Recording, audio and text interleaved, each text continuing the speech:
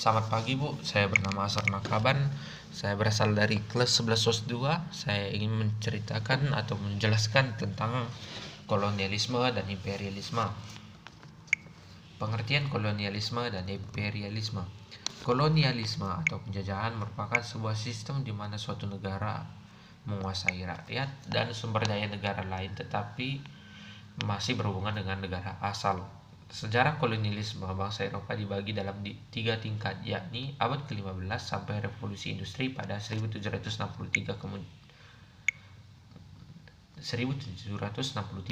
menunjukkan kemunculan kuasa Eropa seperti Spanyol dan Portugis. Setelah revolusi industri sampai 1870-an, mulai dari 1870-an sampai 1914 pada saat Perang Dunia Pertama, merupakan titik klimaks pertikaian kuasa-kuasa imperialis. Sedangkan imperialisme adalah sebuah kebijakan di mana negara besar bisa memegang kendali atau pemerintahan atas daerah lain agar negara itu bisa dipelihara atau berkembang. Contoh imperialisme ialah ketika sebuah negara menaklukkan atau menempati tanah-tanah itu. Bentuk-bentuk kolonialisme. Koloni eksploitasi yaitu penguasaan suatu daerah atau wilayah untuk diperas habis tenaga penduduknya dengan cara kerja paksa atau kerja rodi. Tak hanya penduduk, sumber daya alamnya pun diambil untuk kepentingan negara yang melakukan koloni. Koloni penduduk yaitu penguasaan suatu daerah atau wilayah baru dengan cara mengusir masyarakat pribumi yang kemudian digantikan oleh pendatang, sehingga membuat penduduk pribumi terabaikan. Koloni deportasi yaitu suatu daerah atau wilayah koloni yang dijadikan sebagai tempat untuk membuang narapidana yang tidak dapat tertangani oleh pemerintah. Kebanyakan narapidana yang punya hukuman seumur hidup. Mereka juga dijadikan tenaga kerja tanpa diberikan bayaran sebagai ganti dari keharusan pemerintah memberi makan mereka seumur hidup. Kolonialisme kelebihan penduduk yaitu bentuk kolonialisme di mana penguasaan suatu daerah atau wilayah ditujukan untuk menampung kepadatan penduduk. Kolonialisme sekunder yaitu bentuk kolonialisme di mana daerah yang dikuasai akan dijadikan sebagai kepentingan militer atau strategi perang. Bentuk imperialisme berdasarkan waktu munculnya. Imperialisme kuno atau ancient imperialism ialah imperialisme yang terjadi kurang lebih sejak 1500 Masehi yang berlangsung pada zaman kuno sampai zaman pertengahan. Semboyan dari masa ini ialah 3G, yakni gold mendapatkan kekayaan, glory mencapai kejayaan, dan gospel menyebarkan agama, khususnya agama Kristen. Imperialisme ini dipelopori oleh Portugis dan Spanyol. Imperialisme modern atau modern imperialism ialah imperialisme yang terjadi pada saat awal revolusi industri, yang dimana di tahun 1500 Masehi sampai dengan akhir Perang Dunia Kedua pada 1942. Imperialisme ultramodern atau neokolonialisme ialah imperialisme yang berlangsung setelah Perang Dunia sampai sekarang. Imperialisme ini lebih mengutamakan penguasaan ideologi, mental, dan psikologi. Berdasarkan tujuan penguasaannya, imperialisme politik ialah bentuk imperialisme di mana penjajah menguasai seluruh kehidupan politik dari negara lain.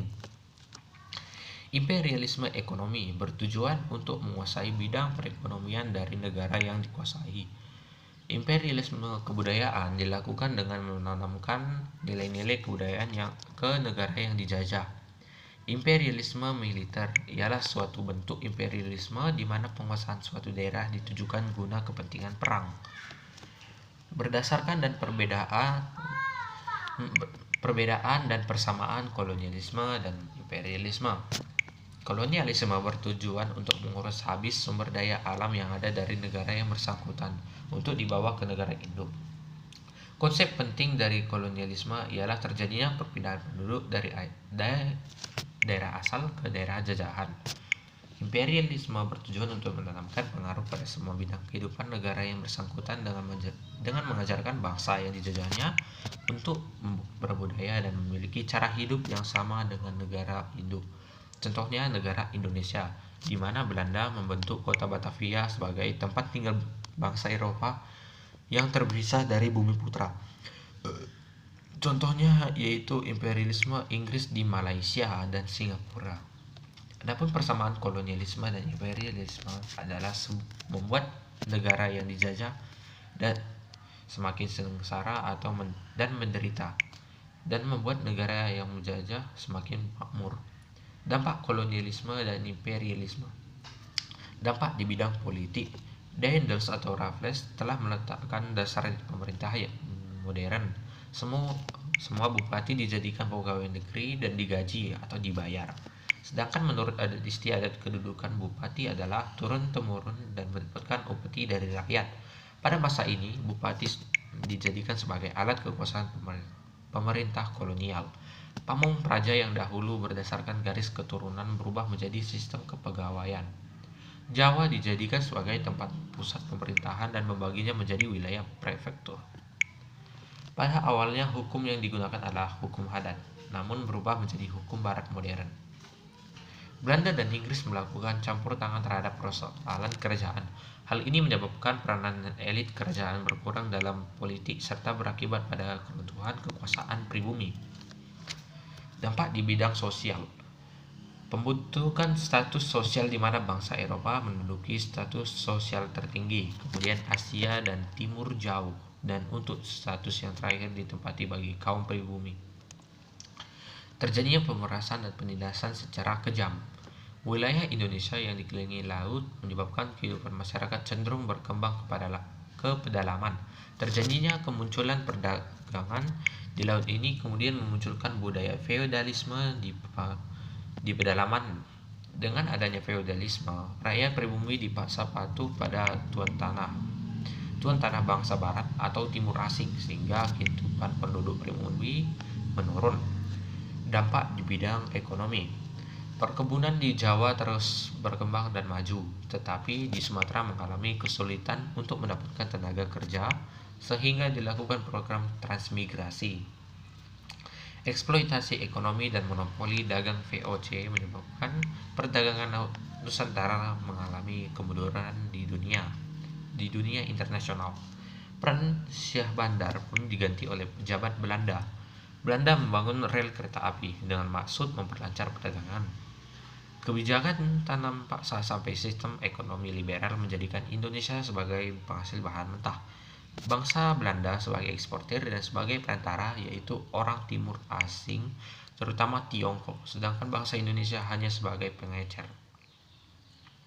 Pengusaha dari kalangan pribumi dengan modal kecil kalah bersaing dengan pedagang besar karena pintu politik terbuka.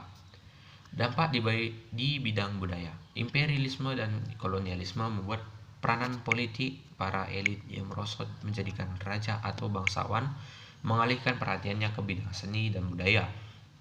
Perlakuan Belanda untuk menghilangkan kedudukan menurut adat penguasa pribumi membuat mereka menjadi pegawai pemerintah, membuat jatuhnya kewibawaan tradisional penguasa pribumi. Masuknya agama Katolik dan Protestan di Indonesia. Sekian dari video saya. Jika ada kesalahan, mohon maaf sebesar-besarnya. Sekian dari saya dan terima kasih.